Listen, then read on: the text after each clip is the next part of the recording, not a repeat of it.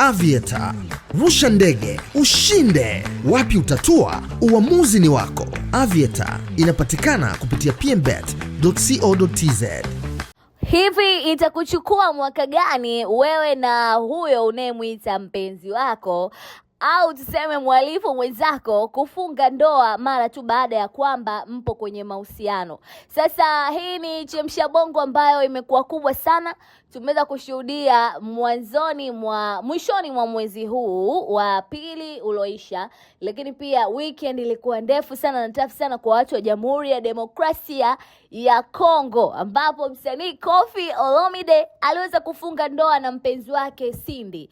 Sasa unaambiwa wawili hawa bwana walianza mahusiano wakiwa na yani kama walikuwa na miaka 20 nyuma. Yani tunaweza tukapiga hesabu kama 2006 hivi walianza kudate. Sasa na hatimaye mzee baba akaamua akate kamba na ameamua kumoa huyo. Watu wanajiuliza maswali mengi sana, what happened kwa mke wake wa kwanza wa Koffi Olomide na vitu kama vile.